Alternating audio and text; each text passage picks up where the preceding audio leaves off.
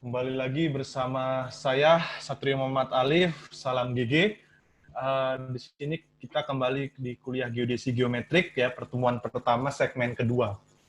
Setelah sebelumnya sudah dijelaskan mengenai sejarah dan lingkup geodesi, ada model-model bumi, tadi ada geoid, ada ellipsoid ya, ada bola. Mungkin direview sedikit bahwa uh,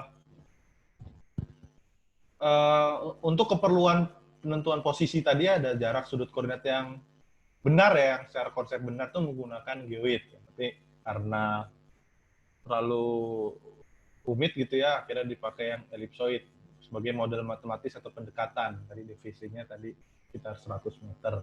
Nah, sekarang kita bahas di model bumi geoid. Nah, model bumi geoid. Model bumi geoid itu apa? Geoid itu apa? Geoid itu bidang ekipotensial. Ya, tadi di segmen pertama sudah disinggung. Jadi ekipotensial artinya eki itu sama, potensial itu potensial. Ya. Bahwa ketika air diletakkan di geoid, bahwa air tidak akan mengalir. Karena air mengalir dari potensial rendah ke potensial tinggi. Potensialnya sama ya tidak mengalir. Dan berimpit dengan permukaan laut ideal. Nah, maksudnya permukaan laut ideal ini adalah bayangkan bumi tidak ada daratnya ya, tidak ada darat, semuanya laut. Nah, permukaan laut idealnya itu bentuknya yaitu geoid jadinya. Jadi agak mirip ya, tapi berbeda dengan permukaan laut rata-rata. Jadi di sini realisasinya didekati dengan permukaan laut rata-rata. Karena yang namanya permukaan laut rata-rata kan hasil pengukuran ya. Tadi kalau bicara geodesi pasti pengukuran. Pengukuran kalau pernah ke laut tahu bahwa air itu naik turun lalu dirata-ratakan. Tapi kenyataannya ya, yang jadi masalah adalah pantai A dan pantai B permukaan laut rata-ratanya itu jika ditarik lurus itu tidak sama. Jadi permukaan laut rata-ratanya bisa dirata-ratakan lagi. Nah, yang ideal itu adalah tidak akan bisa terwujud gitu ya. Jadi walaupun airnya naik turun, misalnya di pantai Kelapa Rapat gitu ya, naik turun, lalu di pantai Mutu naik turun. Itu naik turunnya itu kalau dirata-ratakan berbeda. Nah, jadi dari permukaan laut rata-ratanya dirata-ratakan lagi dan seterusnya. Jadi permukaan laut ideal itu tidak akan bisa tercapai ya. Salah satunya karena bumi berotasi dan bergerak segala macam ya. Tapi itulah model bumi geoid. Jadi geoid itu bidang ekipotensial yang berimpit dengan permukaan laut ideal. Dan sini ada penggambaran geoid sendiri yang dari model EGM 2008. Di sini bisa dilihat ada yang, kalau dilihat bentuk bumi itu benjol ya. Ini seperti benjol-benjol, ada yang lebam. Ada yang masuk ke dalam, ada yang benjol sampai muncul keluar. Di sini lihat warnanya merah. Terindikasi dari bentuk yang elipsoid tadi. Tadi kan kalau bentuknya elipsoid, contohnya di daerah yang di sini, ini kelihatan emosnya, itu keluar gitu, lebih besar geoidnya dibanding elipsoidnya. Sedangkan yang di daerah biru itu lebih besar elipsoidnya dibanding geoidnya. Nah, tapi ini yang perlu diperhatikan di sini adalah, ini adalah sagrasi atau lebih-lebihan ya. Ini contoh ini berapa nih, yang paling merah aja lingkupnya 80 ya, sampai 100 meter lah ya. 100 meter sampai yang biru juga ya 100 meter, minus 100. Ya. Nah, berapa sih jari-jari bumi? Nah, abis ini akan kita bahas. Jari-jari bumi itu sekitar 6.000. Atau 6 jutaan meter ya. Di elips itu ya. Yang jarinya 6 juta meter, lalu ada benjol-benjolan yang hanya 100 meter.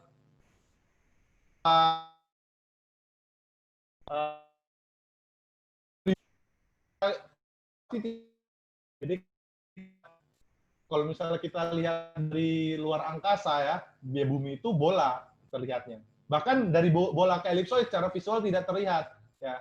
Karena elipsoid itu bentuknya gepeng. Nah, gepeng itu tidak terlalu gepeng. Nah, tapi untuk pembelajaran dibuat seakan-akan elipsoidnya gepeng.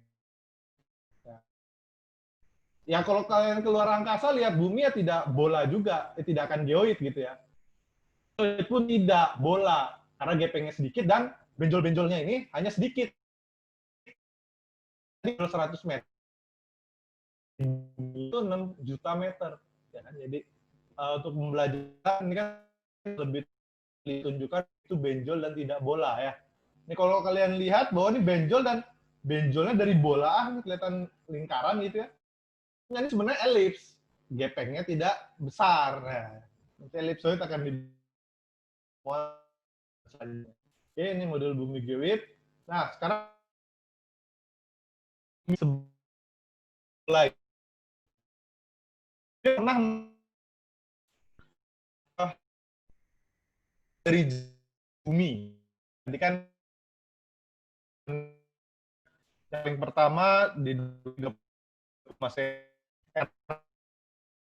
jadi jaring 600 km. Di mana yang sekarang didapat itu 6.371, di mana tidak ya, mendekatkan bukan mendekat itu. Dulu kan boro-boro elipsoid atau geoid lah ya. Perdebatan kan masih sekitar bumi bola dan bumi datar. Jadi kalau sampai sekarang masih memperdebatkan itu ya orang masa lalu gitu yang tiba-tiba ke masa kini ya mungkin ya. Jadi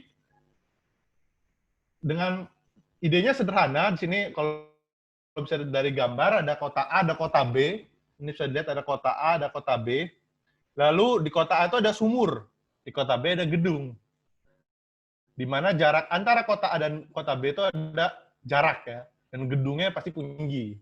Nah, idenya ketika matahari menyinari bumi gitu ya idenya, dan mataharinya tepat di atas sumur. Nah, tahu dari mana matahari tepat di atas sumur? Bahwa cahaya mataharinya itu sampai ke dasar sumur. Karena kalau misalnya mataharinya tidak tepat di atas sumur, pasti dasar sumurnya tetap berwarna hitam atau gelap gitu ya, karena tidak tersinari. Ketika dasar sumurnya itu terang gitu ya, berarti matahari tepat di atas sumur. Di saat yang sama dihitung bayangan dari gedung yang ada di kota B.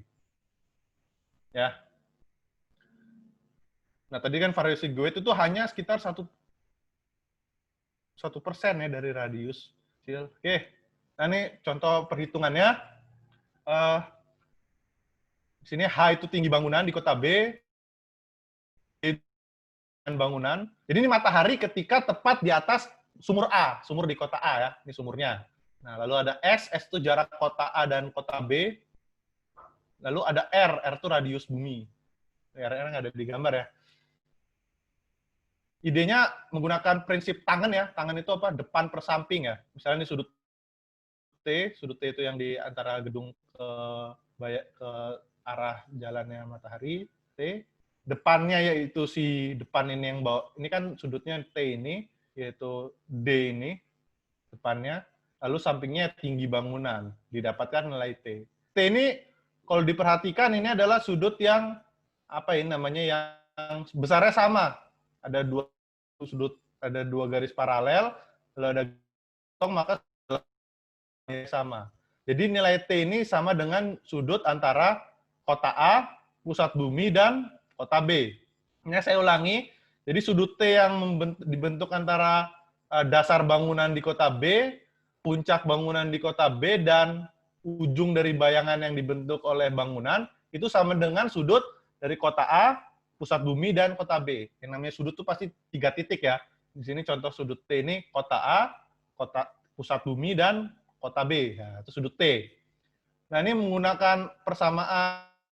Ya, kalau misalnya tahu persamaan lingkaran, ini tidak berbicara bola, ini masalah lingkaran saja, bahwa jari-jari bumi, R ya, itu sama dengan jarak antara kota A dan kota B dibagi dengan sudut ini, dibagi dengan sudut T. Dan didapatkan oleh Kopernikus bahwa jari-jari bumi itu sekitar 6.000 km. Jadi yang diukur itu si tinggi bangunan, panjang bayangan, dan jarak kota A dan kota B. Nah, ini perlu diperhatikan, S ini kan satuannya jarak itu meter ya. T ini jangan dalam bentuk derajat, diubah ke radian ya, karena kalau meter dibagi derajat ya tidak bisa mendapatkan apa-apa. Itu nanti ke depan ada sebuah satuan, misalnya meter atau yang lain-lain, derajat itu tidak bisa dilakukan hal-hal yang seperti itu. Derajatnya diubah dulu ke radian. Nanti mungkin di kuliah lain akan, atau mungkin kuliah yang Sebelum ini sudah pernah dibahas bagaimana mengubah derajat ke radian. Lalu, nah, dari penjelasan tadi, coba dijelaskan lagi lah ya, pemahaman kalian atau boleh isi di kolom komentar, bagaimana sih konsep sederhana pengukuran dari radius bumi? Tadi ada 2 kota, ya, ada sumur, ada mana, coba yang dipahami seperti apa dan bisa diisi di formulir yang sudah tersedia yang disediakan di e-learning atau bisa diisi di kolom komentar. Oke, lanjut. Nah, ini kita bola, kita visualisasi dari bola. Bola itu, ciri dari bola itu lengkung, itu dulu ya. Nanti minggu depan kita bicara elipsoid, tapi sekarang kita di pertemuan pertama kita finalisasi bola. Karena lengkung, ini bagaimana konsep lengkung-lengkungnya itu sudah paham. Ini namanya segitiga bola. Segitiga itu pasti dari 3 titik. Nah, ini contohnya ada titik A, titik B, titik C. Ini contoh yang paling sederhana saja. Titik A itu di Mekah ya, di Ka'bah.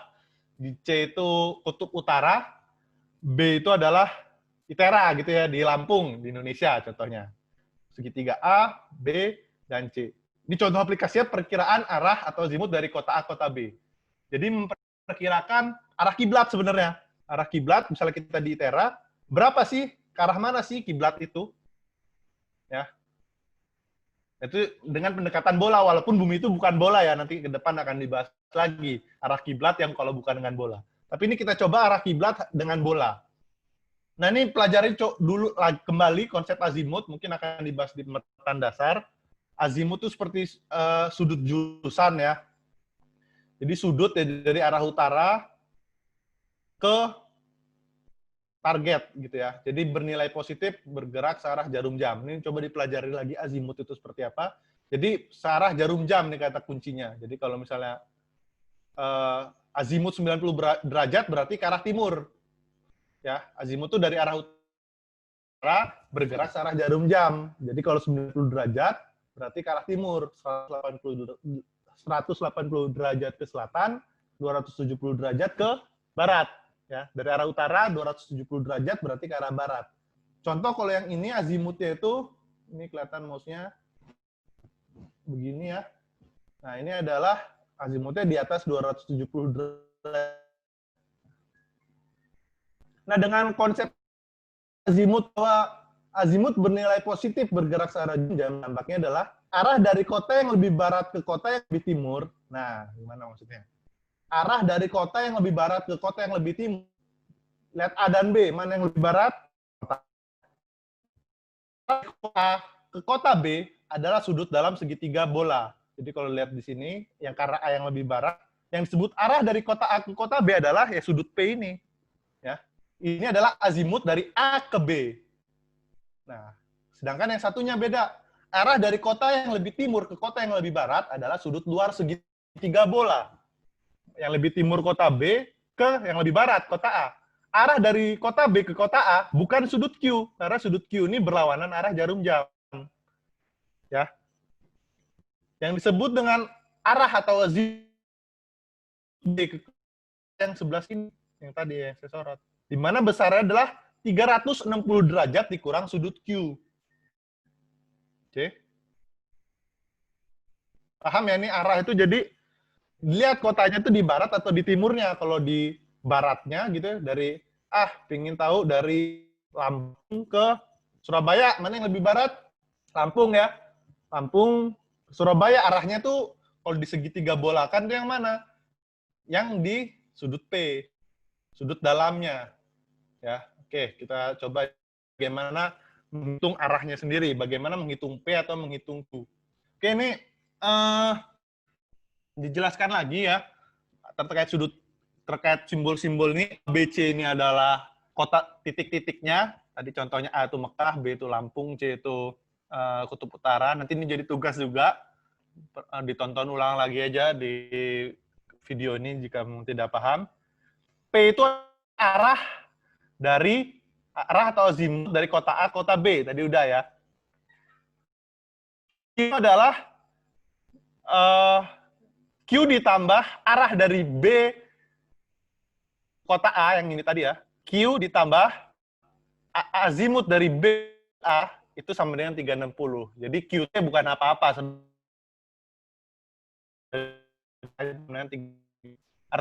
Azimut dari ke A sama dengan 360 dikurang Q. Hitung. Lalu R itu adalah selisih dari B dan bujur A. Ini perhatikan kalau nanti di minggu depan akan dibahas bahwa di kutub utara ya. Ini contoh kota B ke titik C, kota A ke titik C.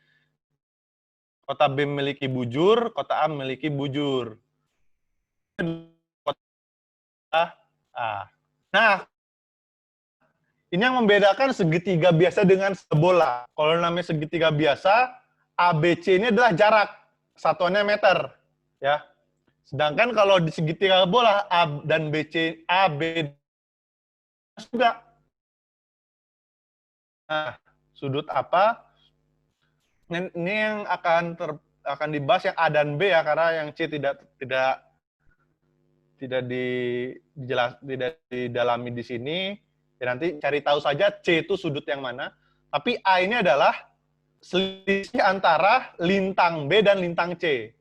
Lintang C kutub utara pasti 9 derajat. Berarti A ini adalah 90 derajat dikurang lintang B. Kalau B-nya berarti sudut A adalah 90 dikurang 10, 80 derajat. Kalau B ini 50 derajat lintang selatan, ya, lintang selatan itu berarti negatif, berarti sudut A ini adalah 90 dikurang minus 50. Berarti sudut A ini adalah 140. Jadi jangan bingung plus minus, yang jelas A ini adalah lintang C dikurang lintang B, sudut ya. B sama juga yaitu lintang C dikurang lintang A, sudut. Dan segitiga bola itu ada aturan-aturan. Yang pertama ada aturan kosinus ya, agak mirip dengan aturan kosinus segitiga yang bukan bola. Yang harusnya SMA sudah belajar ya terkait aturan kosinus dan sinus. Lalu dilakukan substitusi dan eliminasi sehingga didapat persamaan tan Q. Tan Q ya, bukan thank you ya. Terima kasih. Nanti terima kasih di akhir. Ini tan Q bukan thank you. Tan Q sama dengan sin R. Nah, R itu tadi ya selisih bujur. Dibagi sin A itu yang lintang B, 90 kurang lintang B, kali kotangan B, B itu apa? 90 dikurang lintang A, dikurang cos A kali cos R. Nah, jadi yang dipakai itu ya A, B, dan R. Itu dapat nilai Q. Oke, dapat nilai Q. Jadi kalau misalnya mau dapat arah dari berarti 360 dikurang Q. Jangan yang Q, ini bukan azimut namanya kalau yang berlawanan arah jarum jam. Nah, kalau misalnya mau dapat tan P seperti apa? Tan P, R-nya tetap ya. Ini menjadi sin B, ini jadi tangan A dikurang cos B. Nah, jadi AB-nya saja yang ditukar. Oke, baru dengan persamaan ini. Nah, silakan itu dicoba dibahas. Nah, lakukan penurunan persamaan sehingga didapatkan persamaan tan Q. Nah, gitu ya. Nah, ini kan karena ini di formulir itu bisa dikirimkan link ya, link ke media sebagainya. Nanti gambar kalau ini ya, dicoret-coret di kertas bagaimana bisa mendapatkan persamaan tan Q. Jadi ya, kalau di kolom komentar YouTube dikirimkan saja linknya, nanti kita lihat benar atau salah dalam menurunkan persamaan tan Q ya. Oke. Nah, sekarang selanjutnya kita akan belajar mengenai geometri elipsoid bersama saya lagi di geodesi geometrik. Oke, sekian, arigatou gozaimasu, ya salam GG, kita bertemu lagi di pertemuan selanjutnya.